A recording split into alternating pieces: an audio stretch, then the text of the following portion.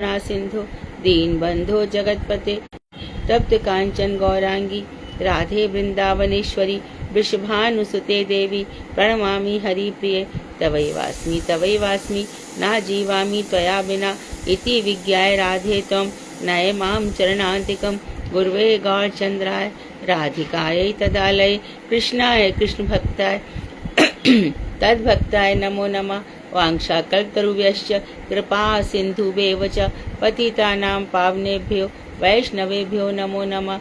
श्री कृष्ण चैतन्य प्रभु नित्यानंद श्री अद्वैत गदाधर शिवासादि श्री गौर भक्त वृंद हरे कृष्ण कृष्ण कृष्ण हरे हरे हरे राम राम राम हरे हरे। मैं सर्वप्रथम मध्य गुरु पद्म परमाराध्यतम नित्य प्रविष्ट ओम विष्णुपाद अष्टोत्तर श्रीमद भक्ति वेदांत श्री नारायण गोस्वामी महाराज मध्य शिक्षा गुरु पद्म परमाराध्यतम नित्य प्रविष्ट ओम विष्णुपाद अष्टोत्तर श्रीमद भक्ति वेदांत श्री वामन गोसाई महाराज के अभय चरणार बिंद में अनंत अनंत कोटि दंडवत प्रणाम ज्ञापन कर उनकी अहद कृपा की प्रार्थना करती हूँ। मैं ग्रंथराज श्री भजन रहस्य तदई रचयिता ओम विष्णुपाद सच्चिदानंद श्री भक्तिविनोद ठाकुर के चरणान बिंद में असंख्य कोटि दंडवत प्रणाम निवेदन करती हूँ। तत्पश्चात सभी वैष्णवियों के लिए यथा योग्य वंदन अभिवादन दंडवत प्रणाम करती हूँ। एक बार हमारे तीनों गुरुदेव हमारे पूज्य पार्थिव विक्र गोसाई महाराज, नारायण गोसाई महाराज, वामन गोसाई महाराज परम गुरुदेव के साथ जा रहे थे। तो रास्ते में एक बहुत बड़ा पैम्पलेट था, ठीक है। तो तीनों वहां से निकल गए। परम गुरुदेव का अगला प्रश्न था, तुम लोगों ने पढ़ा इस पैम्पलेट में क्या था? तो इस तरह से गुरु वर्ग अपने शिष्यों की परीक्षा लिया करते।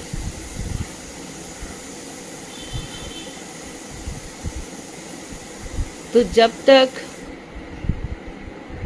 अनुभूति संपन्न वैष्णवों का साथ नहीं होता तो भजन की गहराइयां समझ में नहीं आती।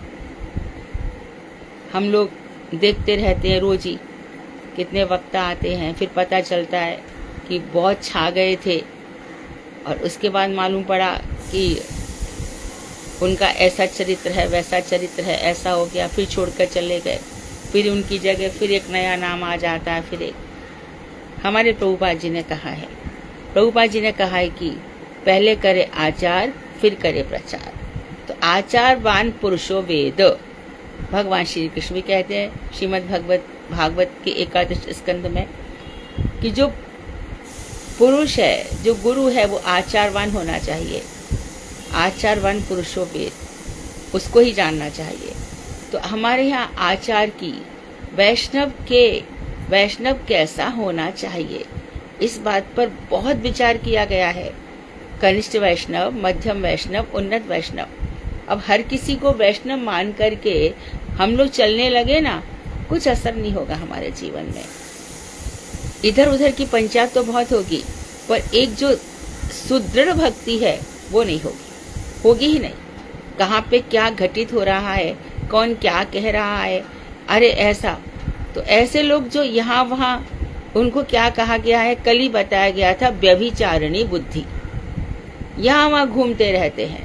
हमारे शास्त्रों में जो बताया गया है उतना ही हमें सुनना चाहिए और उतना ही, और हमें ये पूरी अक्कल होनी चाहिए। जैसे कि जौहरी को हीरे की परख होती है, उसी प्रकार हमें भी होनी चाहिए कि जिनसे हम सुन रहे हैं, जिन बातों को सुन रहे हैं, ये हमारे हृदय में एंटरटेनमेंट कर रहे हैं या हमारे अंदर भक्ति बढ़ा रहे हैं। जीवन में एक सांस अतिरिक्त नहीं मिलेगी, इसलिए अपनी सांसों को सजो कर रखो।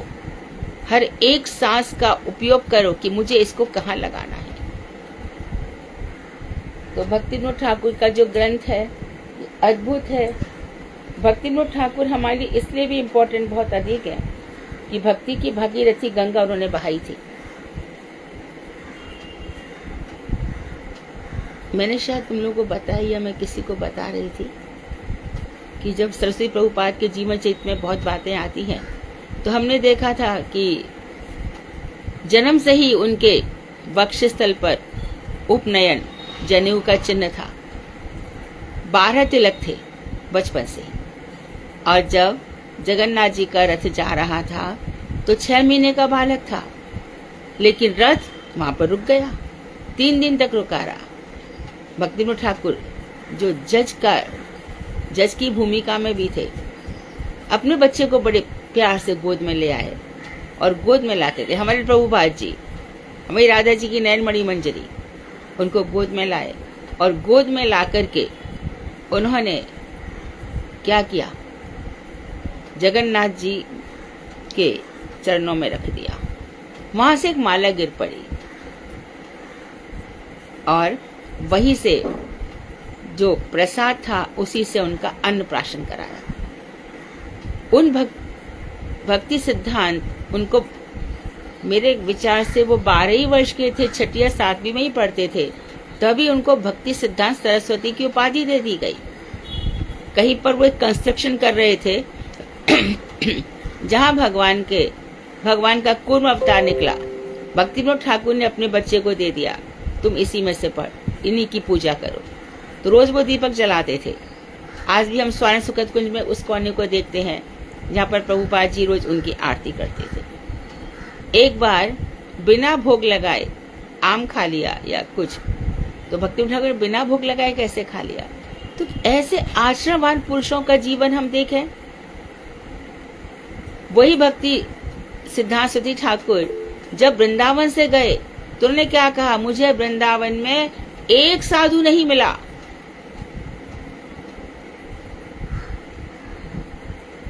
तो रसमयी कथाएं गा गा कर 2 मिनट की कथा, 4 मिनट का गायन, और उसको हम कहते, अरे उनके तो लाखों शिष्य हैं। क्या सीखा? इतनी जोर जोर से उछल कूद रहे हैं, इतनी जोर जोर से 7 लाख फॉलोअर्स, 9 लाख कंपटीशन लगा हुआ है। इन सब से क्या सीख रहे हैं हम? तभी भी किशोरी जी की कृपा से एक वर्ग ऐसा बचा हुआ है, गौड़िया वैष्णव, जो वो इन सब बातों में नहीं जाते, बड़े गंभीरता से शास्त्रों को पढ़ते हैं, समझते हैं और फिर आगे बढ़ते हैं। इसलिए अपने आप को बचाओ, अपने आप का ध्यान रखो कि हम कहाँ जा रहे हैं, किस दिशा में जा रहे हैं, क्या दशा हमारी होगी। क्या इन सब बातों से गोलोक धाम मिल जाएगा? सुकृति तो क्या हम सुकृति बनाते रहेंगे करोड़ों जन्मों तक?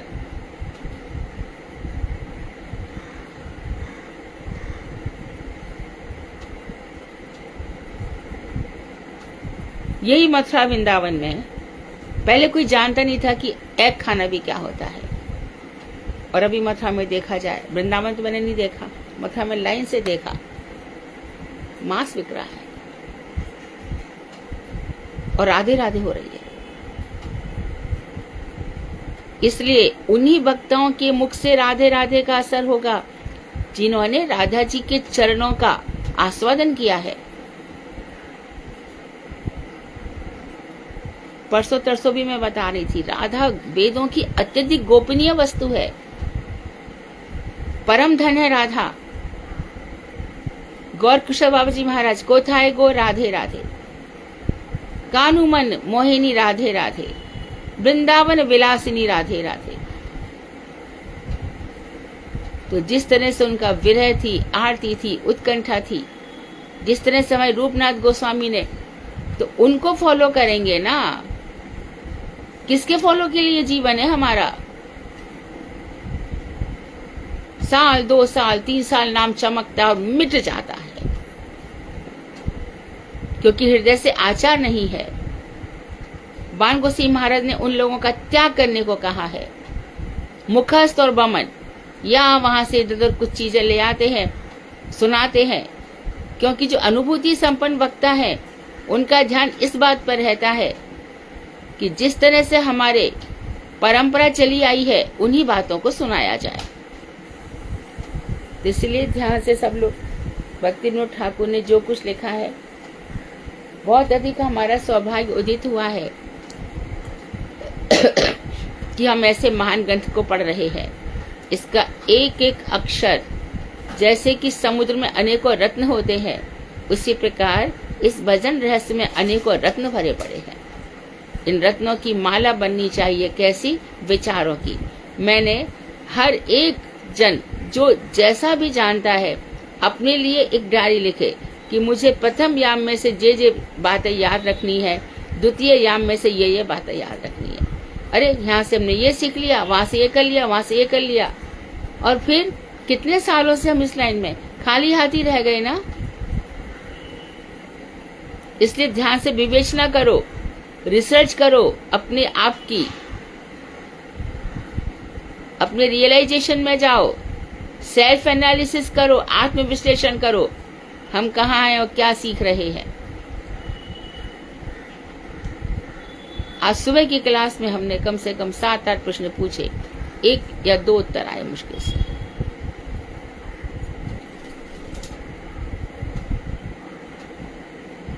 आगे देखो, तो हम लोग प्रश्न उत्तर भी रखते हैं। प्रश्न उत्तर किसी क्लास में नहीं होते, वक्ता अपनी बात कहते हैं, चले जाते हैं, लेकिन आप लोगों का आग्रह रहता है कि नहीं, प्रश्न उत्तर होने चाहिए, हम रिवीजन होगा। तो उसमें आधे लोग तो, इस बार तो क्लास में अच्छी प्रेजेंस थी। उस दिन अनुराधा ने जब बोला तो मुझे पता चला कि क्लास में प्रश्न उत्तर के दिन लोग नहीं होते हैं।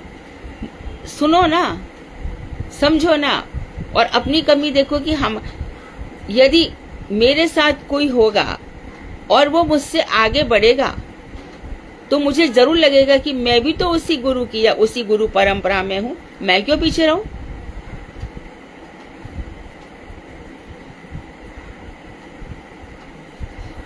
तो मैं कभी कभी ऐसे ही करती हूँ कि रस जगाने के लिए कभी मैं किसी भी बच्चे को, जरा इसको पढ़ के सुनाना मुझे, अरे जो लिखा है उसकी मुझको 5 मिनट की ऑडियो क्लिप भेजना, मैं सुनूंगी। क्या समझा? कुछ समझ में नहीं आया, फिर डिस्कस करो, फिर तुम्हें भी आनंद आएगा क्या हमने पढ़ा, किसी के साथ भी। आगे देखिए, श्रीमद् भागवत के प्रथम स्कंद के 7वें अध्याय का 4 से 6 श्लोक हैं। भक्ति योगेन मनसि सम्यक प्रणीते अमले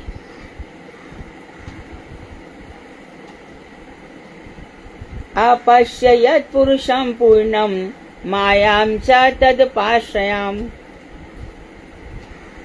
यया सम्मोहितो जीव आत्मानं त्रिगुणात्मकम् परो अपि मनुतेनर्थं तत्कृतं चाभिपद्यते अनर्थोपशमं साक्षात् भक्ति योगमदोक्षजे लोकम्याजमत न तो विद्वान चक्रे 7 वत् संहिताम। यहाँ पर बता रहे श्री कृष्ण द्वैपायन वेद व्यास, जो स्वयं भगवान के अवतार है। भगवान व्यास जी बनकर आए 24वें अवतार में, 24 अवतारों में उनकी गिनती होती है। श्री कृष्ण द्वैपायन वेद व्यास ने निर्मल चित्त से आप सोचो कैसे श्रीमद् भागवत का चिंतन हो रहा है। व्यास जी का मन सब पुराण लिख लिए, सब कुछ लिख डाला। हम एक सीधा सा प्रश्न करते हैं, जब आपने श्रीमद् भागवत, आपके संप्रदाय ने, कोई भी हो, श्री संप्रदाय, रुद्र संप्रदाय, ब्रह्म संप्रदाय, सब कुछ, जब आपने पूरी की पूरी भागवत को जब अपना लिया और आप उस व्यास जी का अध्ययन कर रहे हो, जिन व्यास जी ने सारे पुराण लिख डाले, और फिर भी मन को शांति नहीं मिल रही है, उसके बाद भी आप कहते हो कि पद्म पुराण में लिखा गया है कि गाय की पूंछ से गोभी बनती है, नहीं खानी चाहिए। जब सारे पुराणों की बात खत्म हो गई और हमारे आचार्य वर्ग हमें रोक नहीं रहे हैं, फिर हमसे प्रश्न पूछा जा रहा है, क्यों जी वो तो महाराज जैसा कह रहे थे, आपका क्या कहना है?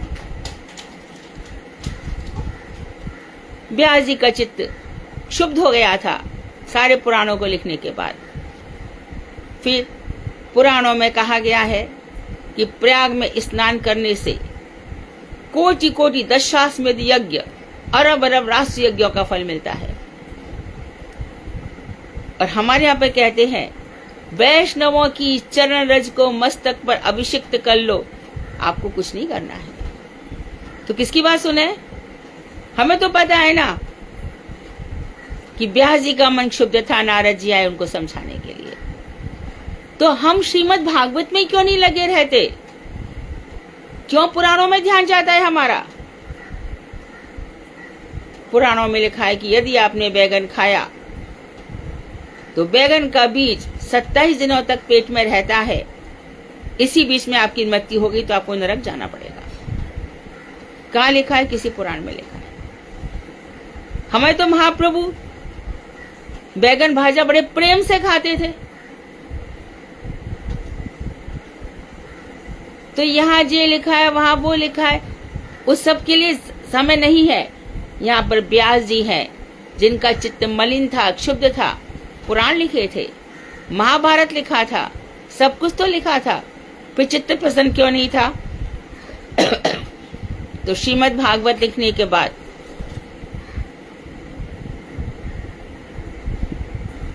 तो नारद जी ने उनको समझाया। इसलिए कहा गया निर्मल चित्त से। ये सब जो बातें हम बता रहे हैं, ये उन लोगों के लिए जो गंभीर साधक हैं। अपने आप को समेटो, अपना केंद्र बिंदु बनाओ। क्या पाना है मुझे? साधना उसके लिए है। साधक को ऐसे जीना चाहिए। तो निर्मल चित्त से भक्ति योग के द्वारा समाधिस्थ होकर पूर्ण पुरुष श्री कृष्ण के दर्शन किए। निर्मल चित्त हो गया। फिर किससे उन्होंने चित्त को समाधिस्थ किया? भक्ति योग के द्वारा। न कर्म, न ज्ञान, न तपस्या, भक्ति करी भगवान की। भक्ति रेव एनम नयति, भक्ति रेव भूयसी। भक्ति ही सर्वश्रेष्ठ है। भक्ति से ही भगवान को पाया जा सकता है, बिना भक्ति के। भक्त्या हम, मैं भक्ति के द्वारा ही जाना चाहता हूँ। और तुम्हें भजे, हरि को भजे सो हरि को हुई। जो भगवान को भजता है तो भगवान के समान हो जाता है। इसलिए हम उनको कहते हैं, हम उनकी बातें सुनेंगे जो भगवान के समान हो गए हैं। तो भक्ति योग के द्वारा समाधिस्थ होकर पूर्ण पुरुष श्री कृष्ण के दर्शन किए। श्री कृष्ण से दूर स्थित एवं आश्रित माया तत्व को भी देखा। और देखा भगवान, क्या देखा? कि वहां पर भगवान के पीछे, भगवान से काफी दूर माया भी है। इसी माया ने हमको मोहित कर रखा है। इसलिए हम रोज कहते हैं, कोई भक्ति करता है कर्म से भगवान को जानता है, कोई ज्ञान से, और कोई इंद्रियों के तर्पण के लिए ही सारे कर्म करता है। ऐसे लोग कौन हैं? माया से मोहित है। करंट आते हैं लोगों के अंदर, या वहां क्या चल रहा है, कुछ पता चलना चाहिए। कभी उनका कल्याण नहीं हो सकता, कभी नहीं हो सकता। माया से मोहित जीव है ये। देवी है गुणमयी मम माया दुरतया मामेव ये प्रपद्यन्ते माया मेताम तरन्ते ते। मेरी शरण में आओ, मात्र मेरी शरण में। तो उन्होंने भगवान श्री कृष्ण को देखा। भगवान श्री कृष्ण से दूर स्थित जो माया थी, जो भगवान के आश्रित है। भगवान है तो माया है, भगवान नहीं है तो माया भी नहीं है। भगवान अज है, अजन्मा है, माया भी अजा है, वो भी अजन्मा ही है, क्योंकि वो तो भगवान से निकलती ही रहेगी। सच्चिदानंद घन जो भगवान है, उनकी स्वरूप शक्ति जो उनकी अंतरंगा शक्ति है, उसका दूसरा रूप भी है बहिरंगा शक्ति।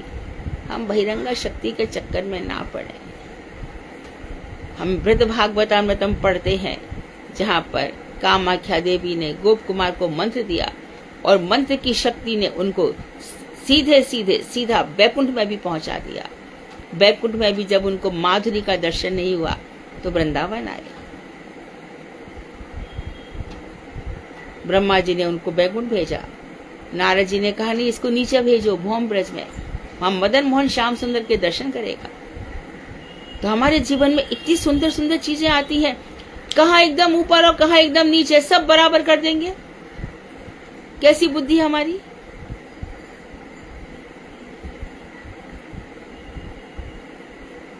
सब चीजों को एक मत करो, चूजी बनो, सिलेक्टिव बनो, चयन करो चीजों का हमारे लिए क्या हितकारी है। तो देखो, ध्यान से पढ़ो। भगवान भक्ति योग के द्वारा मन को समाधिस्थ किया, श्री कृष्ण को देखा और श्री कृष्ण से दूर खड़ी माया का भी दर्शन किया। माया मोह के चक्र में बद्ध हो जीव कृष्ण सेवा को विस्मरण कर देता है। यही माया भगवान को भुला देती है। माया दो काम करती है, एक तो कृष्ण स्वजन मोहिनी है, एक विमुख जन मोहिनी है। स्वजन मोहिनी जो भगवान श्री के निजजन है, उनको किसी न किसी प्रकार से ऊपर ले जाती है। जिस तरह से हम पढ़ते हैं कि मैंने देखो उस समय तुम्हारी सहायता की थी। चैतन्य भागवत में कितना वर्णन आता है। कल परसों भी हम पढ़ रहे थे ना कि मैंने तुम्हारे लिए इसको भेजा, उसको भेजा। महाप्रभु कह रहे हैं ये समय तुम्हारी रक्षा कर रहा था, वहां तुम्हारा गड़बड़ हो रहा था, वहां तुम्हारी रक्षा कर रहा था। हमारे जीवन में पूर्व जन्मों के फलस्वरूप सब कुछ चल रहा है, सब कुछ चल रहा है।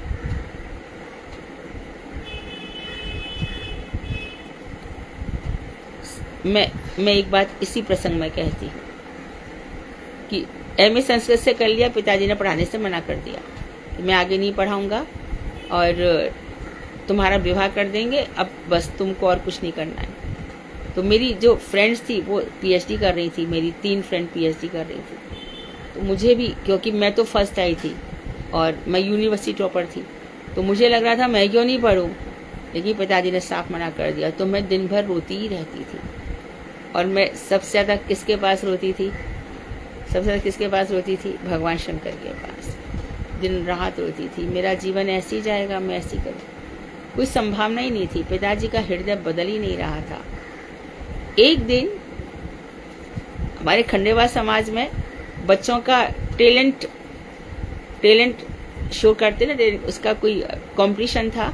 तो मैंने एक स्पीच दी थी। तो वो स्पीच का जज करने आए थे आगरा राजा बलवंत सिंह कॉलेज के प्रोफेसर डॉक्टर जयकिशन, वो आए थे। तो वो एकदम मई का महीना या जून का महीना था। गिरिराज जी की परिक्रमा करके मेरे पिताजी की दुकान पर आ गए और मेरे पिताजी से आकर के पिताजी ने फिर परिचय दिया। अरे हाँ, आप तो वही है। जलपान इत्यादि हुआ, चाय वाय हुई।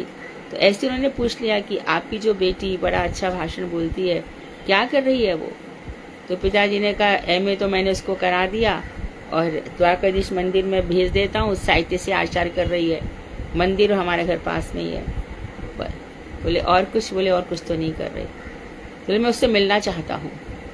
तो मेरे पिताजी की आदत क्या थी कि घर में कोई मेहमान आ रहा है तो वो जोर से बोलते हुए आते थे, जिससे घर में सब सेट, क्योंकि बहुत बड़ा परिवार था, चाचा भी थे, पिताजी भी थे, दादी बाबा भी थे, तो बच्चे शोरगुल करते रहते थे। तो आकर के जोर से बोलने आए तो सब स्थिर हो गए, शांत हो गए। तो पिताजी ने माँ से कहा कि ये दोपहर में गिरिराज से आए, इनके लिए भोजन की तैयारी करो। फिर मुझे बुलवा लिया। तो तुम कुछ करी? मैं क्या नहीं कुछ करना चाहती हूँ। मैं पीएचडी करना चाहती हूँ। क्यों नहीं करी? पिताजी नहीं करने दे रहे, मैं कराऊंगा। मेरे पास पढ़ोगी? मैं कहा हाँ। ये ऐसा होता है। फिर इसके आगे तो फिर बहुत ये इसी श्रीमद् भागवत में पीएचडी हुई, फिर गुरुदेव मिले, फिर तो जीवन ही क्या क्या ही हो गया। तो ये मत समझो कि एक, चाहे वो अच्छा कर्म है, चाहे बुरा कर्म है, चाहे अच्छे विचार है, बुरे विचार है, वो सामने आते हैं। भगवान से कुछ भी छुप नहीं सकता। एक चीज, हर एक कर्म का हमें भोग करना है। बहुत से महामूर्ख ऐसे, मुझे तो कुछ याद आता है नहीं कि मैंने इस जन्म में कौन सा पाप किया है, लगता है पिछले जन्म में कुछ किया होगा। अरे पाप तुमसे किसी जन्म में नहीं छूटते।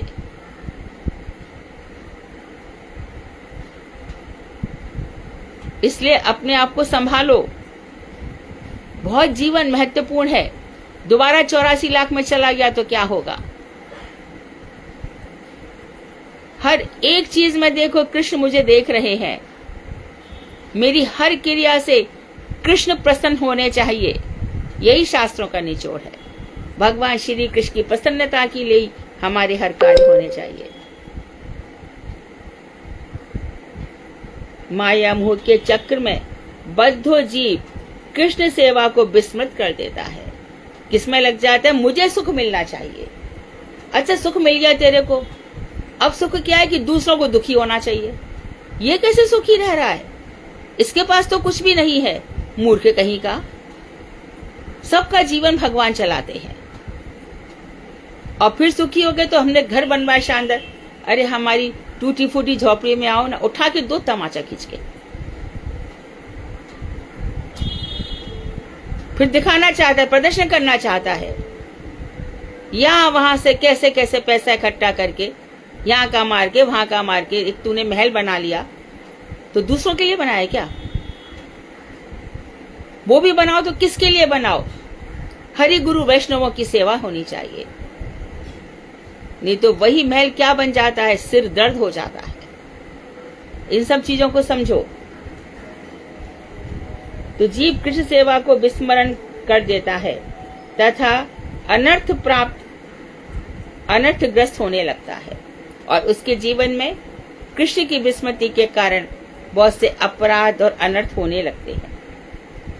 यह जीव माया से मोहित होकर तीनों गुणों से अतीत होने पर भी अपने को त्रिगुणात्मक मान लेता है। जो आत्मा है वो सत्य रज और तम इन तीनों से अतीत है। आत्मा सत्य रज और तम तीनों से अतीत है, लेकिन वो अपने को सत्वगुणी तमोगुणी रजोगुणी मान लेता है, जबकि आत्मा चिन्मय है, शुद्ध है। इसी बात को समझना है। आत्मा नित्य शुद्ध है, नित्य चिन्मय है। भगवान श्री कृष्ण की लीलाएं नित्य चल रही हैं। ये जो संसार है, युग पे युग बदल रहे हैं, संसार यहीं के यहीं पर है। जब तक कि पूरा की पूरा प्रलय नहीं हो जाएगा तब तक संसार इधर ही है, कहीं नहीं गया। ये सन 12 में हल्ला मचा, सन 12 में हल्ला मचा। कितने लोगों ने सुसाइड कर लिया विदेशों में। अब हल्ला मच रहा है कि 26 में ऐसा हो जाएगा। अरे श्री कृष्ण देखेंगे ना। तुम लोग भागवत वक्ता इतनी सब बातों को छोड़कर इन सब बातों में क्यों लगे हो? किस भविष्यवाणियों से डरो मत, अपने भजन करते रहो। श्री कृष्ण ने जो लिख रखा है वो होगा। उन्होंने जो ठान रखी है उसको कोई नहीं जान सकता। यदि जानता है तो माया से ग्रस्त है, जानने का समझता है कि मैं जानता हूं।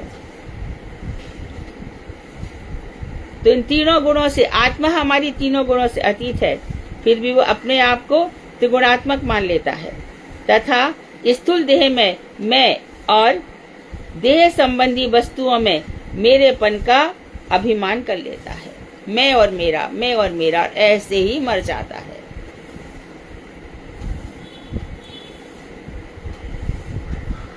ये बात है ना, सभा में कहने वाली नहीं है, परंतु फिर भी मैं कहती हूँ। अभी 3-4 दिन पहले एक व्यक्ति की मृत्यु हुई है। उसने अपने भाई इत्यादि का सबका ये रख लिया था और मालूम है उसकी मृत्यु कैसे हुई?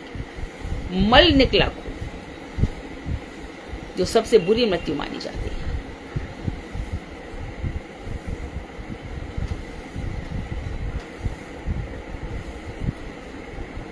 सृष्टि ऐसी चल रही है अनादिकाल से, कर और भोग।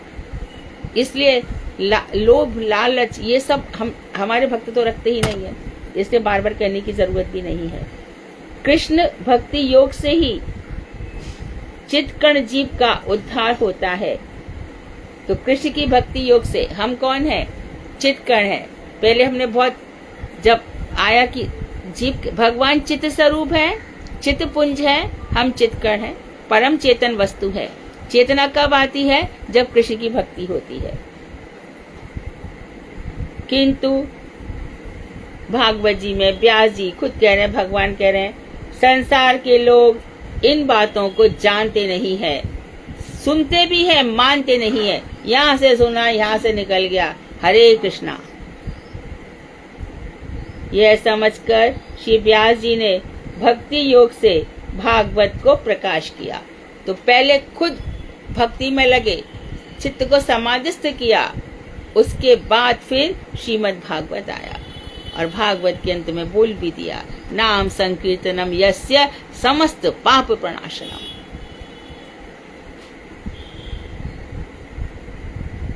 इसी बात को बंगला प्यार में कह रहे हैं, जो संस्कृत की बात है उसको बंगला प्यार में, कृष्ण कृष्ण माया जीव एई तीन तत्व, माया मोहे माया बद्ध जीवेर अनर्थ, चित्त कर्ण जीवेर कृष्ण भक्ति योग बले, अनर्थ विनष्ट है कृष्ण प्रेम फले। एई तत्व नाम समाधिते पाइल व्यास, भगवते भक्ति योग करिला प्रकाश। अब उसकी भजन रहस्य वृत्ति बता रहे हैं कि श्री कृष्ण द्वैपायन वेद व्यास जी ने समस्त वेद, सारे वेद, उपनिषद, पुराण आदि की रचना की, हम पहले ही बता चुके हैं। इसके बाद पर ब्रह्म और शब्द ब्रह्म की पूर्ण अनुभूति प्राप्त करी। पर ब्रह्म है ना, ब्रह्मेति परमात्मेति भगवानीति शब्दते वदन्ति तत्वविदः तत्वं ज्ञान अद्वयम्। जो तत्वविद है, तत्व को जानने वाले हैं, वो जो अद्वय ज्ञान तत्व है, अर्थात भगवान श्री कृष्ण अद्वय है, दूसरा कोई भगवान नहीं है, दूसरा कोई भगवान नहीं है। शिव पुराण, ब्रह्म पुराण, अग्नि पुराण, गरुड़ पुराण, विष्णु पुराण, पद्म पुराण, हरिवंश पुराण, इन सब पुराणों की रचना करने के बाद हम फिर वहीं पर अटक गए। व्यास जी का मन खिन्न हो रहा है, क्षुब्ध हो रहा है, समझो ना, फिर क्यों इस पुराण में ये लिखा, उस पुराण में ये लिखा है। श्रीमद् भागवत में जो लिखा है उसके पुराण से कुछ श्लोक पुष्ट होते हैं, नरिशमेंट मिलता है, हमें उतना ही लेना है, उससे अधिक नहीं। तो पुराण आदि की उन्होंने रचना की। इसके बाद पर ब्रह्म, तो जो भगवान है, और शब्द ब्रह्म, शब्दों से ब्रह्म को जाना जाता है। ब्रह्म को किससे जाना जाएगा? मंत्र शब्द हैं। तो पराविद्यानुरागी जो वेद सुन रहे हैं, जो श्रीमद् भागवत सुन रहे हैं और भागवत पर आधारित इन ग्रंथों को सुन रहे हैं, और जो परम भागवत है अर्थात महाभागवत, गुरुदेव जैसे लोग, भक्ति वल्लभ तीर्थ गोस्वामी महाराज, स्वामी महाराज, इन सब का सुन रहे हैं, वही सुनना है, वही वास्तव में सुनना है, वही पढ़ना है, वही श्रवण है, वही कीर्तन है। उसके बाद पर ब्रह्म और शब्द ब्रह्म, तो तुम भगवान को कैसे पाओगे? शब्द मंत्र भजो। कैसे मिलेगा भगवान का? या वहां घूम के मिलेगा, या कैसे? तुम खुद ही सोचो कैसे पाए भगवान को, विचार तो करो, तो पता चलेगा। मेरा संबंध तो भगवान से फिर मंत्रों से ही होता है, फिर मंत्रों की मुझे अनुभूति नहीं हो रही है।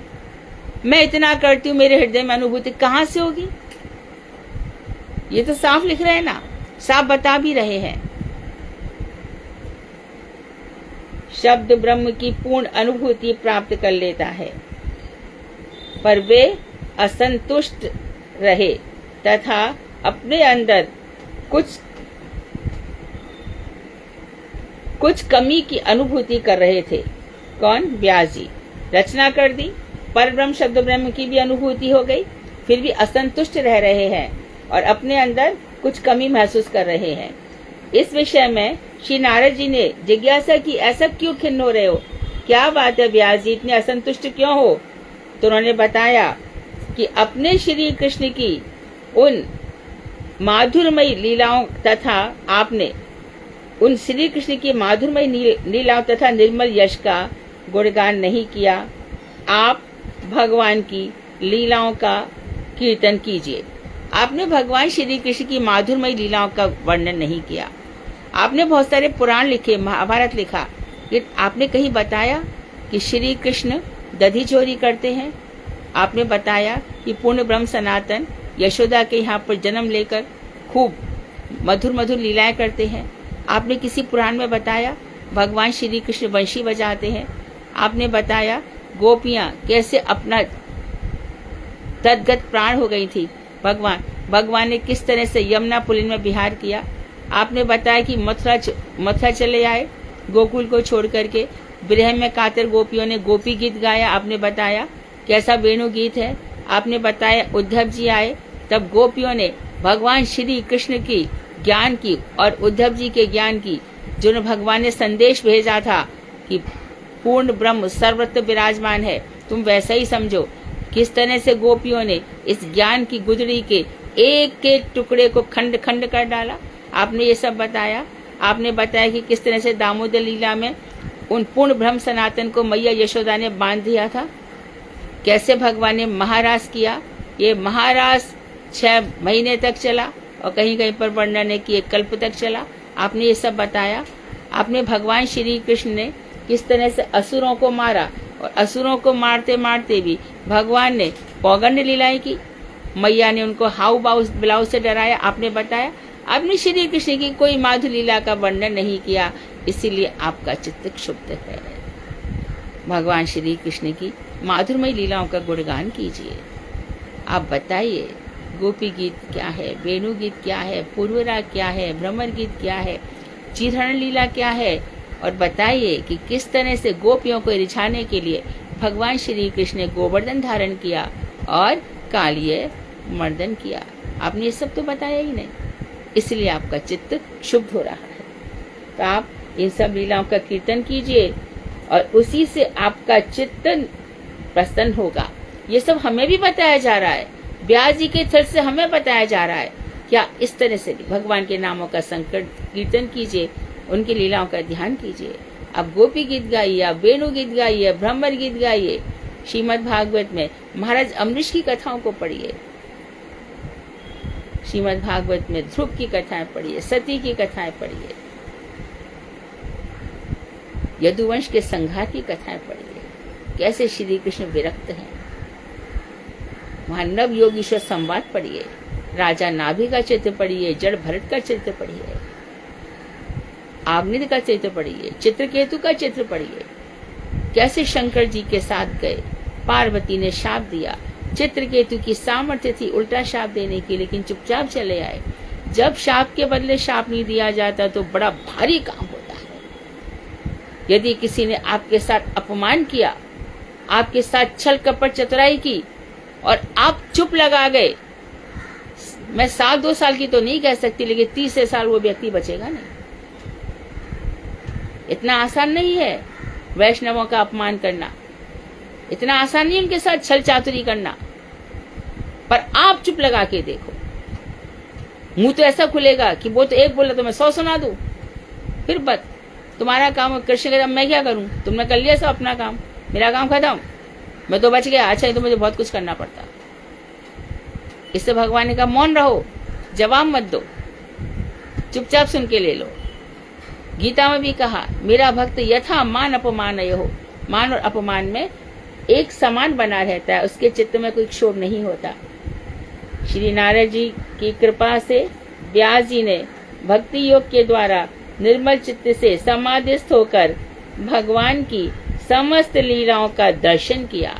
अब भगवान की समस्त लीलाएं उनके सामने आ रही है। कृष्ण ने तो चतुश्लोकी भागवत सुना दी, ब्रह्मा जी को सुना दी, ब्रह्मा जी ने नारद जी को बता दिया कि थोड़ी और विस्तार से बताएं, और फिर नारद जी आ गए, व्यास जी। इतनी सारी लीलाएं कहाँ से आ गई, कहाँ से आ गई? तो बस समाधि लग गई।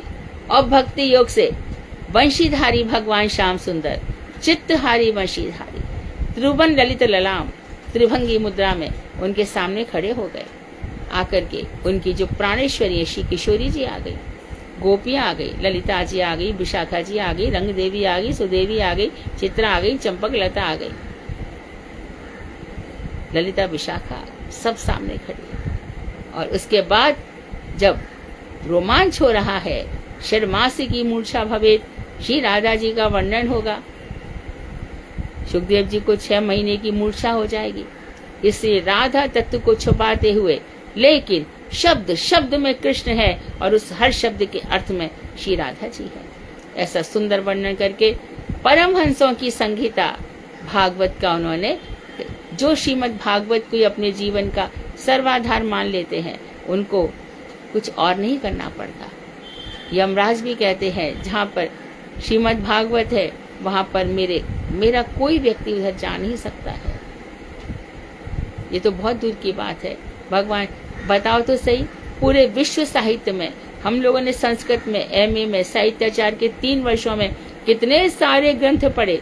अभिज्ञान शाकुंतलम पढ़ा, मेघदूत पढ़ा, बालविकाग्निमित्रम पढ़ा, काव्य प्रकाश पढ़ा, साहित्य दर्पण पढ़ा, और ये बाण भट्ट की कादम्बरी पढ़ी। कितने सारे कठिन कठिन ग्रंथ पढ़े, कहीं कुछ भी रस नहीं है। और श्रीमद् भागवत के एक एक श्लोक में तो हमारे सारे की सारी मंजरियां उसी में लगी, भागवत के चिंतन में लगी पड़ी है। और यही सब ग्रंथ देखो, जब भी कुछ बोलते हैं तो श्रीमद् भागवत का वर्णन पहले करते हैं। सारे श्लोक श्रीमद् भागवत से लिए जाते हैं। हम जितने भी ग्रंथ पढ़ रहे हैं सब भागवत बेस्ड हैं। तो निगम कल्पतरु के सुपक्व फल सदृश भागवत संगीता को प्रकट किया।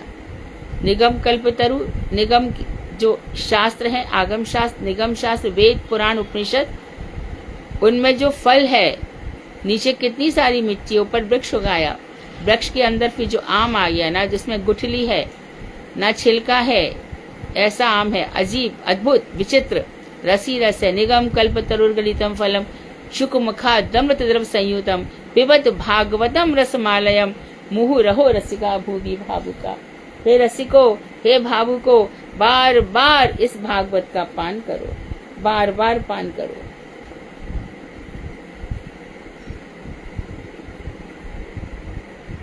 साढ़े 4 बज गए हैं क्या? 15 मिनट बाकी है दीदी अभी। हाँ 15 मिनट बाकी है। ओके। समाचार। हाँ। इस प्रसंग का सार यह है कि भक्ति के द्वारा जीव की मति निर्मल होने पर संवित और इलादनी शक्ति की कृपा से कृष्ण माया तथा अपने स्वरूप का अनुभव होता है। जैसा कि हम बार बार कह रहे हैं, भजन रहस्य ग्रंथ की हर एक पंक्ति शास्त्रों का निचोड़ है। तो यहाँ पर बता रहे हैं कि ये सारी बातें जो हमने बताई, इस बातों का सार ये है कि पहले भक्ति करो। भक्ति के द्वारा क्या होगा?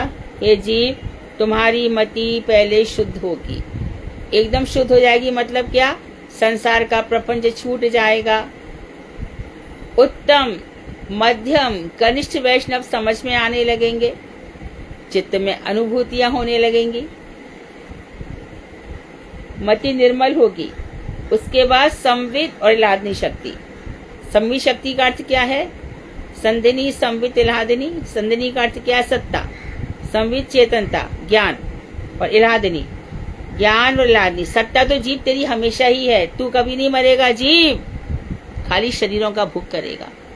जैसा कर्म करेगा वैसा शरीर मिल जाएगा। अजगर योनि में चला गया तो 1000 वर्ष भी गए, 10,000 वर्ष भी गए। सिंह बन जाएगा तो दहाड़ेगा, हिंसा करेगा। तो संवित शक्ति, तो सत्ता तो जीव की हमेशा रहती है, उसकी आत्मा हमेशा रहती है। आत्मा न जायते न म्रियते। गीता की 2 बातें याद रखो। पहली बात, आत्मा न उत्पन्न होती है न मरती है। अरे वो तो जल गया, जल गया तो क्या हुआ? शरीर जला, आत्मा का कुछ नहीं हुआ। नैनम छिन्दन्ति शस्त्राणि नैनम दहति पावकाः नैनम क्लेद्यन्तो आपो नैवं शोष्यति मारुताः। हवा इसको सुखा नहीं सकती, वर्षा इसको गीला नहीं कर सकती, शस इसको काट नहीं सकते, आग इसको जला नहीं सकती। तो संधिनी शक्ति तो अपने आप ही स्वाभाविक है। फिर संवित चेतना शक्ति। चेतना कहाँ से आएगी? जितना ऊंचा ज्ञान होगा और जितना ऊंचा वक्ता होगा, उनसे हमारी चेतना जागेगी। और तीसरी चीज है इल्हादनी शक्ति, भगवान की जो सच्चिदानंद आनंद, सत्य चित्त और आनंद, संधिनी, संवित और इल्हादनी, ये सत्य चित्त और आनंद हो गए। इल्हादनी शक्ति की कृपा से हम क्या क्या समझेंगे? कृष्ण को जानेंगे। एक बात, कृष्ण की माया को भी जान लेंगे। ये माया महा ठगनी हम जानी, ये माया बड़ी ठगनी हमको समझ में आ गया। कभी हमारा किसी के रूप के प्रति आकर्षण करा देती है, किसी के धन के, और ये शिकारी मनुष्य इसी तरह से दूसरों के चित्त को हरण किया करता है। तो ये सब हमें समझ में आ जाता है। कृष्ण माया तथा अपने स्वरूप का अनुभव होता है। कृष्ण माया और हमारे अपने हम क्या है? ईश्वर अंश, जीव अविनाशी। ईश्वर के अंश जीव, तुलसीदास जी कह रहे हैं तू भी अविनाशी है। भगवान कभी मरते नहीं है और भगवान कभी मार भी नहीं सकते हैं। किसी को नहीं मार सकते भगवान। भक्ति योग के द्वारा भजनीय वस्तु नित्य स्वाभाविक रूप से हृदय में प्रकाशित होती है। बाद में बार बार बेस को लेकर चल रहे हैं। भक्ति योग के द्वारा जो भजनीय वस्तु, जिनका हम भजन कर रहे हैं, उनको चाहे भजनीय कहो, चाहे आराध्य कहो, चाहे उपास्य कहो, चाहे सेव्य कहो, चाहे प्रार्थनीय कहो, किसी भी प्रकार से कहो, तो जो भजन, जिनका हम भजन कर रहे हैं, आराधना कर रहे हैं, उपासना कर रहे हैं, साधना कर रहे हैं, ये वस्तु जो भगवान श्याम सुंदर है, वो नित्य स्वाभाविक रूप से हृदय में प्रकाशित होती है।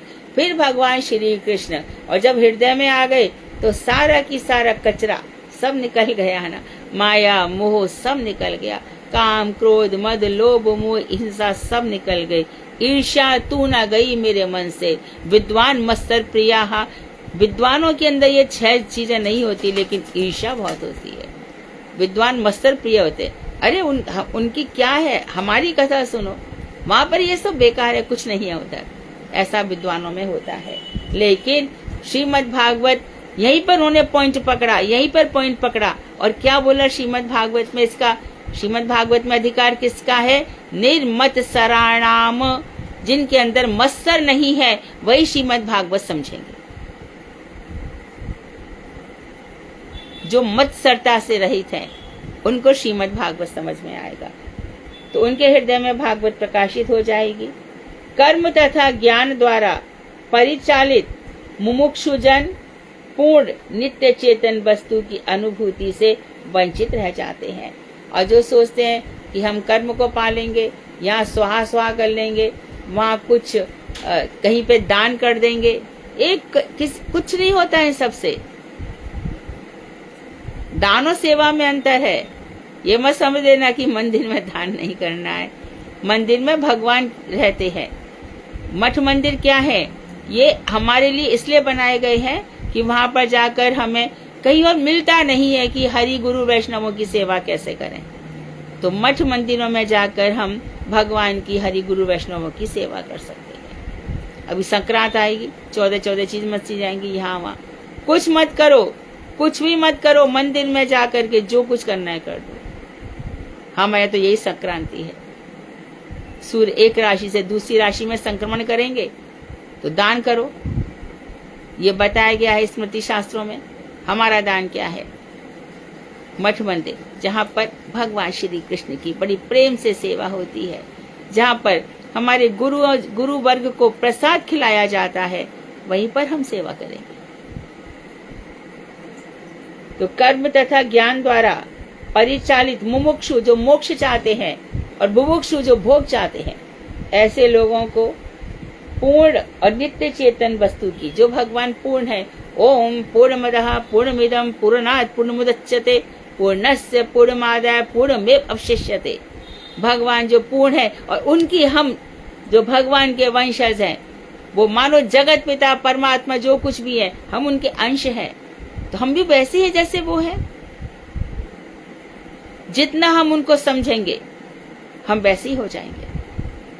जितना भगवान से प्रेम करोगे तुम भी वैसे ही हो जाओगे, एकदम वैसे ही। तो नित्य चेतन वस्तु की अनुभूति से वंचित रहते हैं ज्ञानी लोग, कर्मी लोग। श्लोक में जो पूर्ण रूप से सर्वशक्तिमान, पूर्ण पुरुष से सर्वशक्तिमान स्वयं भगवान ब्रजेंद्र नंदन श्याम सुंदर तथा ब्रज गोपियों सहित ब्रजवासी जन से तात्पर्य है। तो यहाँ पर पूर्ण पुरुष का तात्पर्य क्या है? जब पूर्ण पुरुष कहा जाता है, इसको स्पष्ट कर दिया। प्रश्न बनाने वाले ध्यान रखें, प्रश्न पूछेंगे कि पूर्ण पुरुष क्या है। तो देखो, 3 प्रकार के पुरुष हैं: कारण अर्णवशाही पुरुष, गर्भोदशाही पुरुष, क्षीरोदशाही पुरुष। और श्री कृष्ण कह रहे मैं पुरुषोत्तम हूँ। कहाँ से पुरुषोत्तम हो गए? ये 3 पुरुष है ना, सुन लिया तुमने? सुन लिया। इन तीनों से मैं उत्तम हूँ। कहाँ पर? वेदेषु प्रथितः पुरुषोत्तमः। वेदों में पुरुषोत्तम रूप से वो प्रसिद्ध है भगवान श्री कृष्ण। अहम सर्वेश्वरहमेव वेद्यो वेदांत कृत वेद विदेव चाह। मैं वेदांत का प्रतिपाद्य पूर्ण वस्तु हूँ। तो जहाँ पर पूर्ण वस्तु, पूर्ण पुरुष है, उसकी क्या क्या विशेषता है? वो सर्वशक्तिमान है, ठीक है, समस्त शक्तियों से युक्त है, 16 शक्तियां उनकी, बिमला इत्यादि। तो स्वयं भगवान ब्रजेंद्र नंदन, एक सर्वशक्तिमान, एक पॉइंट। दूसरा पॉइंट वो कौन से है? ब्रजेंद्र नंदन श्याम सुंदर, ब्रजेंद्र नंदन। तीसरा हमारे महाप्रभु गौर सुंदर, कृष्ण श्याम सुंदर, तीसरा पॉइंट। चौथा पॉइंट ब्रज गोपियों के सहित, और 5वां पॉइंट सभी ब्रजवासी जनों के साथ। इसका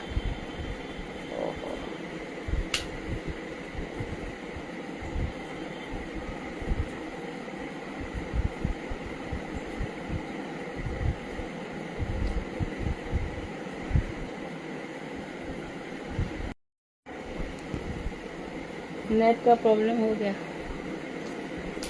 तो वेदेषु, हम इसको समापन करते हैं। वेदेषु प्रथिता पुरुषोत्तमः, भगवान पुरुषोत्तम वेदों में प्रसिद्ध हैं।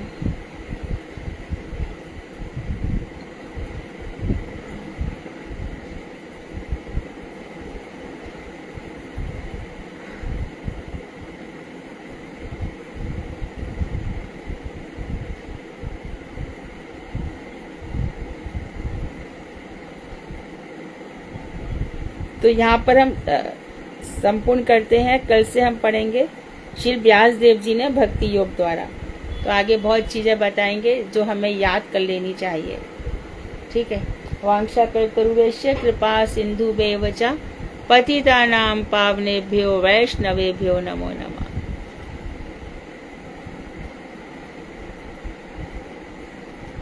हरे कृष्णा दीदी, आपने माया के बारे में बताया था, एक तो स्वजन मोहिनी और दूसरी कौन सी बताई? विमुख जन मोहिनी। थैंक यू दीदी। हरे कृष्ण। जो भगवान को नहीं चाहते ना, उनको उठा करके संसार में फेंकती है और बहुत दुख प्रदान करती है संसार रूपी किले में। इसलिए उनको दुर्गा कहा जाता है। इस दुर्ग की जेलर वही है जो जीवों को पकड़ पकड़ के खूब दंड देती है। कबू स्वर्ग उठाए, कबू नरक डुबाए, कभी ऐसे सुख प्रदान कर देती है कि स्वर्ग में भी क्या सुख होंगे, और कभी उठा करके नरक में डाल देती है। ऐसे दुख प्रदान करती है। दुष्ट को बर भल जास नरक को वासा, दुष्ट को संग न दे विधाता। ऐसा दुष्ट व्यक्ति जीवन में आ जाता है तो ऐसा लगता है कि तुलसीदास जी कह रहे, बरुभल वास नरक को वासा, दुष्ट को संग न दे विधाता। नरक का वास अच्छा है, लेकिन दुष्ट का संग भगवान ना दे कभी भी। हाँ साधना, क्या बोल रहे हो? दीदी, जो विमुख जन मोहिनी है ये तो भगवान से विमुख करेंगी, और जो स्वजन मोहिनी है इसका थोड़ा सा, इनको भगवान की तरफ ले जाती हैं। उनके जीवन में ऐसे लोग आते हैं, ये सब ग्रंथ आ रहे भगवान की तरफ पहुंचा देती। ठीक है, दंडवत।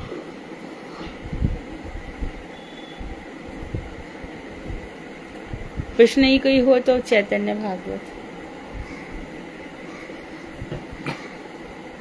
दीदी आज त्रयोदश अध्याय है। मैं साधना करूंगी। सर्वप्रथम मैं अपने गुरुदेव, परम गुरुदेव और समस्त गुरु परंपरा के चरणों में अनंत कोटि दंडवत प्रणाम करती हूँ।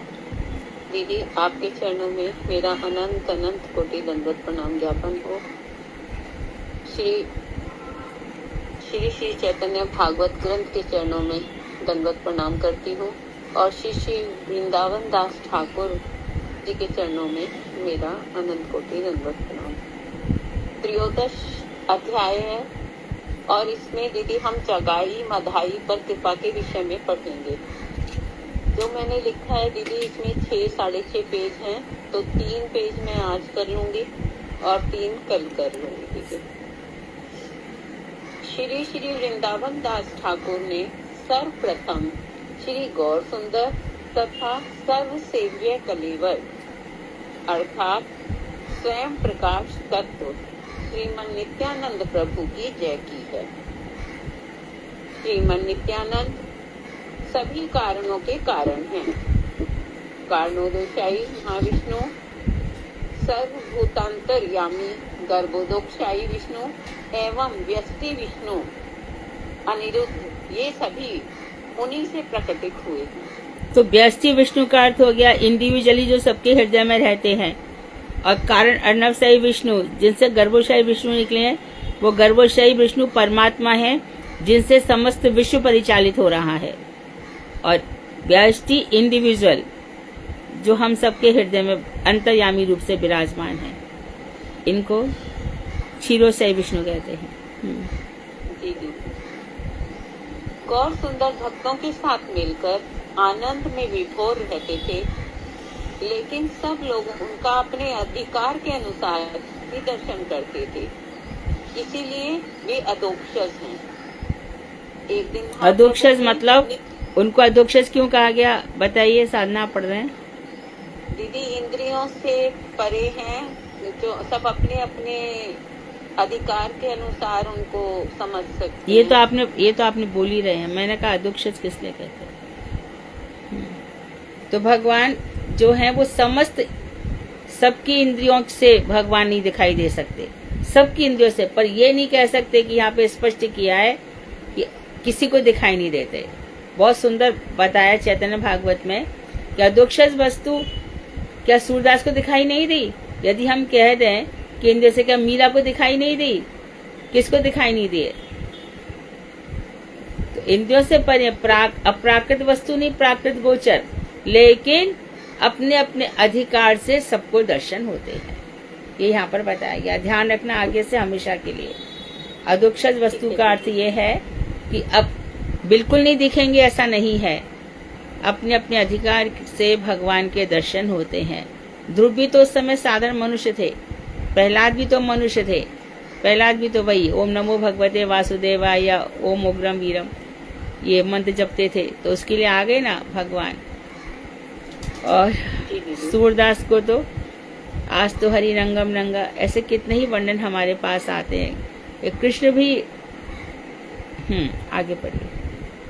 एक दिन महाप्रभु ने नित्यानंद तथा हरिदास को आदेश दिया, सुनो नित्यानंद, सुनो हरिदास, हर एक घर में जाकर यह भिक्षा करो, कृष्ण कहिए, कृष्ण का भजन कीजिए, कृष्ण के बारे में शिक्षा प्राप्त कीजिए।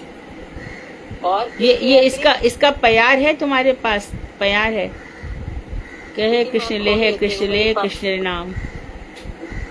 बल कृष्ण, सुनो नित्यानंद, सुनो हरिदास, सर्वत्र अमार आज्ञा करिए अपनी काश में खोल लेते हैं दीदी ग्रंथ तो है।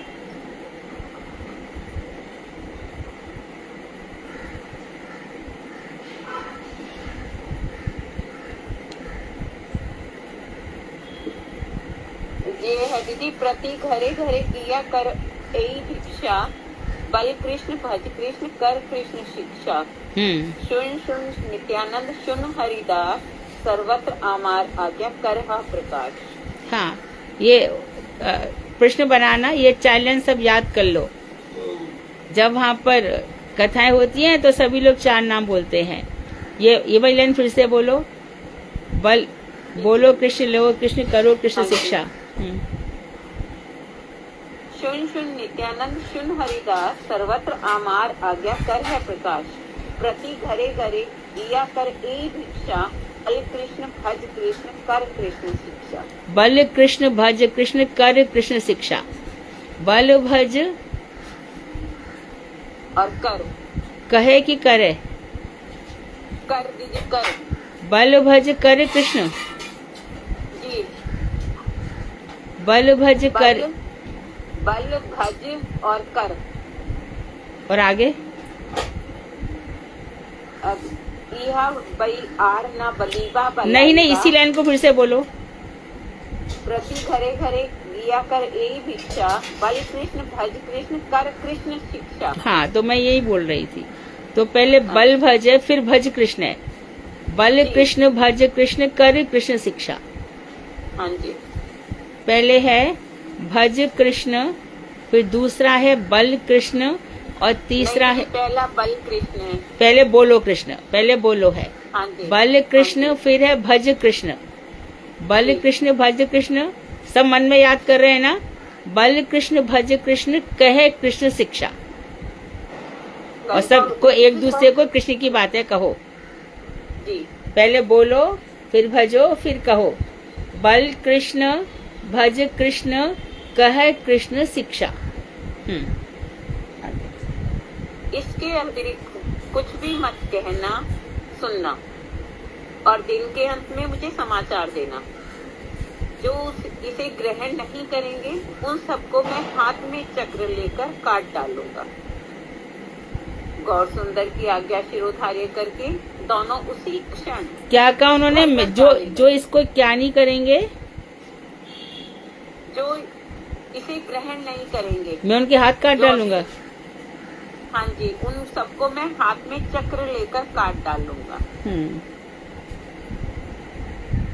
गौर सुंदर की आज्ञा शिरोधार्य करके दोनों उसी क्षण घर घर जाने लगे और सभी से कृष्ण बोलने, कृष्ण भजने और कृष्ण कीर्तन का अनुरोध करने लगे। वे सभी से कहते थे, हे भाइयों, कृष्ण ही प्राण, धन और जीवन है, अतः आप सभी कृष्ण की कहिए। दोनों सन्यासियों को देखकर सम्मान और गौरव सहित सब शिक्षा देने के लिए तत्पर होते थे। वे दोनों कहते कि आप सभी कृष्ण कहिए, भजिए तथा कृष्ण की शिक्षा कीजिए। सज्जनगण उनकी बात को सहज स्वीकार करते, लेकिन भाग्यहीन व्यक्ति लोग उनकी उपेक्षा करते। एक दिन रास्ते में उन्होंने महादस्यु, मतवाले, जगाई और मधाई उन दोनों को देखा। वे हर समय मद्यपान और मांस के सेवन से मत्त रहते थे। वे रास्ते में लूटपाट करते और जिसे देखते उसे ही मारते थे। एक दिन उन्हें नित्यानंद और हरिदास मिल गए। उस समय दोनों पहले पल भर के लिए बहुत प्रेम कर रहे थे और दूसरे क्षण ही उन्होंने देखा कौन है अंदर, आवाज मत करो। बालों को पकड़कर एक दूसरे के बालों को पकड़कर खींचने लगे। यद्यपि वे इन तरह की क्रियाओं में व्यस्त रहते थे, लेकिन कभी किसी के प्रति उन्होंने अपराध नहीं किया। नित्यानंद ने जब उन दोनों को परस्पर लड़ते झगड़ते देखा तो लोगों से पूछा, ये दोनों कौन सी जाति के हैं? लोगों ने बताया, हे गोसाई, ये दोनों विप्र कुल के हैं और इनके माता पिता भी दिव्य प्रकृति के हैं। कौन सी प्रकृति के हैं? माता पिता कैसी प्रकृति? दिव्य दीदी। अच्छा, जो कि भगवान का भजन करते हैं। क्योंकि ब्राह्मण थे वो, इसके लिए। जी, लेकिन ये दोनों स्वधर्म को भूलकर चोरी, डाका, मद्य, मांस, भोजन सब पाप करते हैं।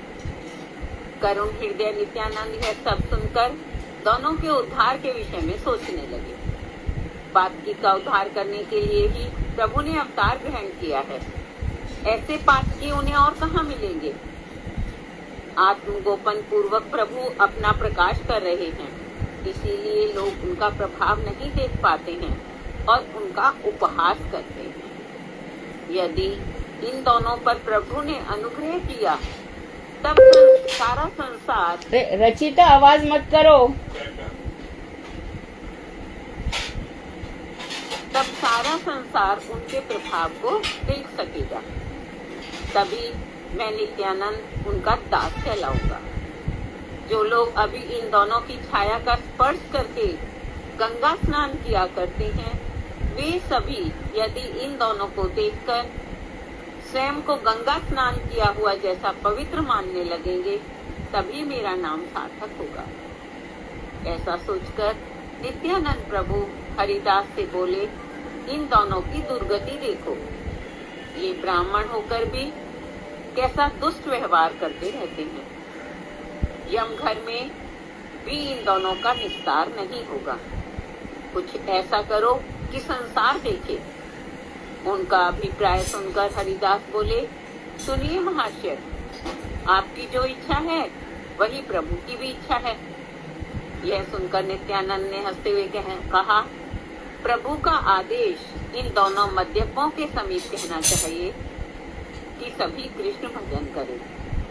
केवल हम कहेंगे, कहने पर नहीं माने तो बाकी कार्य प्रभु स्वयं संभालेंगे। ऐसा सोचकर दोनों उनके पास चल दिए। सज्जन लोगों ने उन्हें उनके समीप जाने से मना किया कि यदि पकड़े गए तो हो सकता है कि जान से हाथ धोना पड़े। डर के मारे हम लोग तो इनसे दूर ही रहते हैं, लेकिन दोनों आनंद से कृष्ण कृष्ण कहकर उनके पास चले गए और दूर से ही उन दोनों को प्रभु की आज्ञा सुना दी। बोलो कृष्ण, भजो कृष्ण, लो कृष्ण का नाम। सभी अनाचारों को त्याग कर कृष्ण का भजन किया करो। यह सुनते ही दोनों ने सिर उठाकर देखा। महाक्रोध से दोनों के नेत्र रक्त वर्ण के थे। दोनों ने उधर देखा और पकड़ो पकड़ो कहकर उन्हें पकड़ने के लिए दौड़ने लगे। महाभय से भयभीत प्रभु और हरिदास ठाकुर दोनों भाग रहे थे। लोग कह रहे थे, हम सबने इन दोनों को मना किया था और अब ये दोनों सन्यासी संकट में पड़ गए हैं। लेकिन पाखंडी मन ही मन मुस्कुरा रहे थे और कह रहे थे कि नारायण ने इन भांडों को उचित दंड प्रदान किया है। नित्यानंद बोले, अच्छे वैष्णव बने। यदि आज प्राण बच गए तो समझो सब कुछ मिल गया। हरिदास बोले, तुम्हारी बुद्धि के कारण ही आज हम मृत्यु के मुंह में जा पड़े हैं, क्योंकि शराबियों को कृष्ण का उपदेश तुमने ही प्रदान किया था और उसी का उचित दंड हमें मिल रहा है। ऐसा कहकर दोनों प्रभु हंसते हुए भाग रहे थे और दोनों दस्यु गर्दन तर्जन करते हुए उनके पीछे पीछे दौड़ रहे थे। दोनों ही बोले, अरे भाई कहाँ जाओगे? थोड़ा रुको और देखो, हम तुम्हारे पीछे पीछे आ रहे हैं। उन दोनों के वचनों को सुनकर दोनों प्रभु, हे कृष्ण, हे गोविंद, रक्षा करो, ऐसा कहने लगे। हरिदास कहने लगे, यद्यपि मैं चलने में असमर्थ हूँ, तब भी मुझे चलना पड़ रहा है। आज चंचल की बुद्धि के कारण जान गंवानी पड़ रही है। नित्यानंद बोले, मैं तो चंचल नहीं हूँ, तुम्हारे प्रभु के आदेश का ही हमने पालन किया है। आज्ञा पालन न करने पर वे हमारा सर्वनाश कर देते और पालन करने पर भी ऐसा फल मिल रहा है। इस प्रकार की आनंद कलह उन दोनों के मध्य चल रही थी। भागते भागते दोनों प्रभु अपने ठाकुर के भवन में आ गए। जब दोनों प्रभुओं को शराबी नहीं देख पाए तो रुक गए और परस्पर झगड़ने लगे। प्रभु और हरिदास ठाकुर स्थिर होकर दोनों ने परस्पर आलिंगन किया और हंसकर विशंबर प्रभु के पास पहुंच गए। उनका सर्वांग सुंदर मदन मोहन रूप तथा वैष्णवों से घिरे हुए वे कृष्ण चर्चा में व्यस्त थे। उन दोनों ने प्रभु को बताया कि आज हम दोनों ने एक अपूर्व घटना देखी है। दो परम मध्य पापी जो विप्र हैं, उनको जैसे ही हमने कृष्ण नाम बोलने को कहा, इसके फलस्वरूप उन दोनों ने बहुत दूर तक हमारा पीछा किया। भाग्यवश ही हमारी जान बच गई। प्रभु बोले, वे दोनों कौन हैं और उनके नाम क्या हैं? और ब्राह्मण होकर भी ऐसा क्यों करते हैं? सामने बैठे गंगादास और श्रीवास ने बताया कि उनके नाम हैं जगाई मधाई। संग दोष के कारण उनकी बुद्धि विकृत हो गई है। जन्म से ही मदिरा पान के अतिरिक्त अन्य विषयों में उन दोनों की रुचि नहीं है। नदिया के लोग उनसे डरते हैं। दीदी ठीक आगे है। करना है? नहीं, कल रखिए ना। ठीक है दीदी। हरे कृष्णा दीदी, दंडवत प्रणाम। वांछा कल्पतरुभ्यश्च कृपा सिन्धुभ्यः एव च पतितानां तो चैतन्य भागवत में ऐसा वर्णन है कि चैतन्य चैतन्यमृत में आता है कि उन्होंने वो शराब का कटोरा उनके सिर पे दे मारा था, नित्यानंद ठाकुर के। कथा में अंतर है दोनों। दीदी हरे कृष्णा, दंडवत प्रणाम दीदी। मैं गाऊं भजन आज? हाँ, कौन है? दंडवत प्रणाम दीदी। दीदी अच्युत प्रिया। कौन? दीदी आज मैंने सुषमा दीदी को बोला था। दीदी अच्युत प्रिया। अच्युत प्रिया आज भारती भी गाने वाली थी। अच्युत प्रिया, तुम कहाँ थी इतने दिनों से? दीदी मैं क्लास लेती हूँ वृंदावन में बोली। अच्छा। अच्युत प्रिया आप है ना? दीदी दंडवत प्रणाम। अच्युत प्रिया फ्राइडे गाएंगी, सुषमा दीदी कल, आज भारती। दीदी वो ना आज की था ना जो कृष्ण वाला भजन, कृष्ण, इसलिए मुझे याद आया वाला भजन जो अभी टॉपिक चल रहा था ना, इसलिए हाँ, कोई बात नहीं। आज भारती को बोल दिया है। वो तो ये तो नित्य भजन है अच्युत प्रिया, हम कभी भी हमेशा ही गा सकते हैं। ठीक है, तो आज भारती, कल सुषमा दीदी और परसों अच्युत प्रिया। भारती गाओ। हरे कृष्णा दीदी, दंडवत प्रणाम। हाँ, आवाज आ रही है दीदी? आ रही है। ओम अज्ञानतिमिरान्धस्य ज्ञानांजन शलाकया चक्षुरुन्मीलितं येन तस्मै श्री गुरुवे नमः। श्रील गुरुदेव की जय। पर दीदी के चरणों में अनंत कोटि दंडवत प्रणाम और सभी को मेरा यथाई रूपे दंडवत प्रणाम। परम करुणा बहु दुई जना निताई गौर चंद्रा। परम करुणा बहु दुई जना निताई गौर चंद्रा।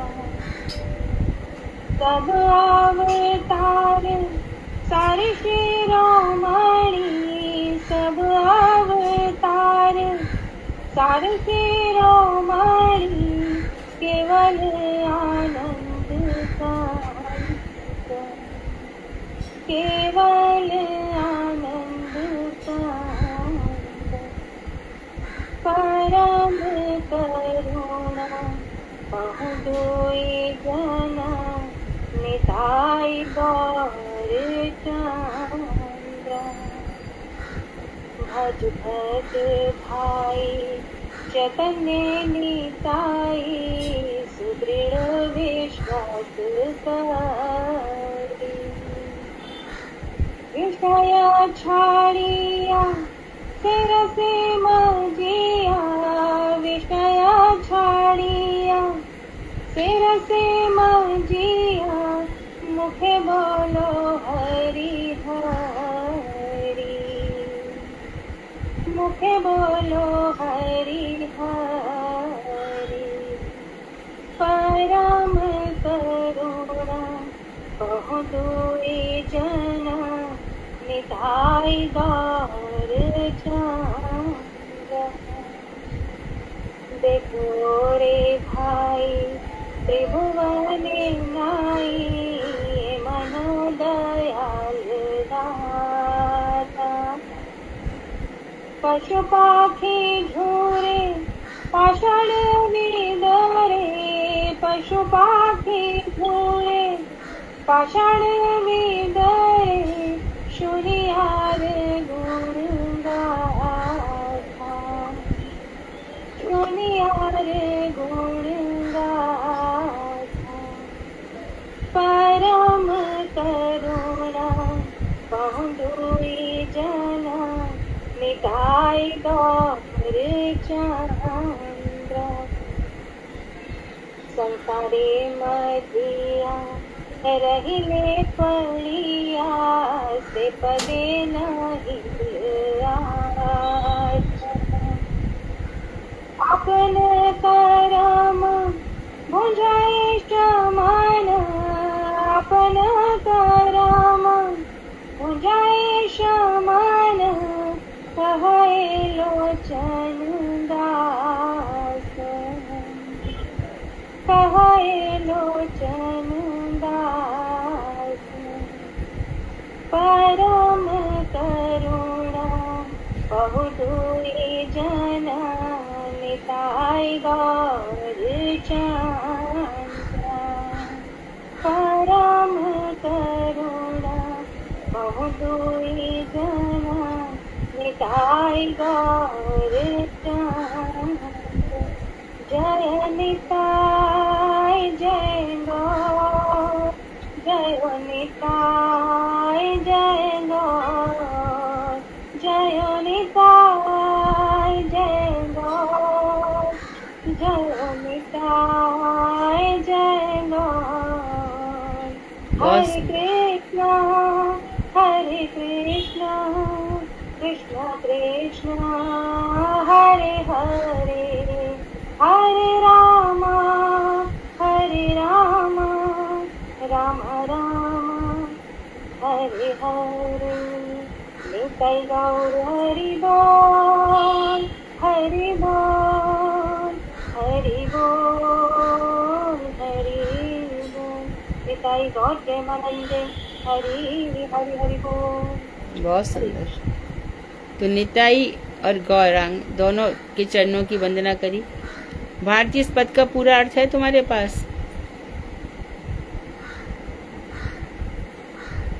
हाँ जी दीदी, बोलो।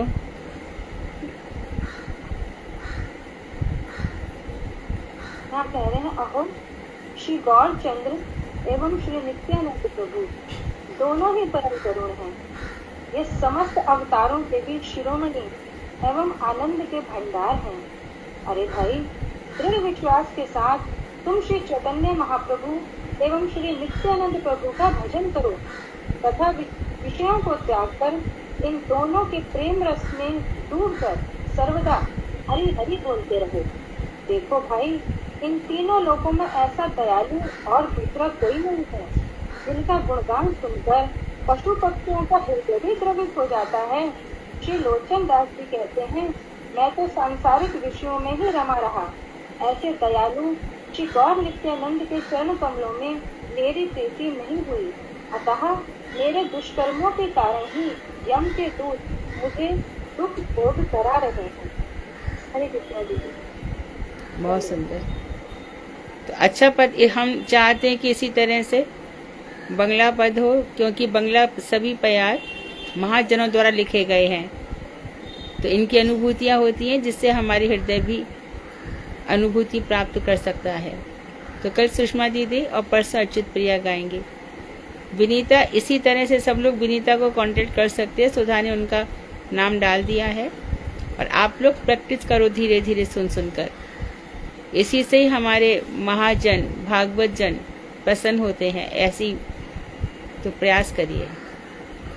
वांछाकल्पतरुभ्यश्च कृपा सिन्धुभ्येव च पतितानां पावनेभ्यो वैष्णवेभ्यो नमः। हरे कृष्ण।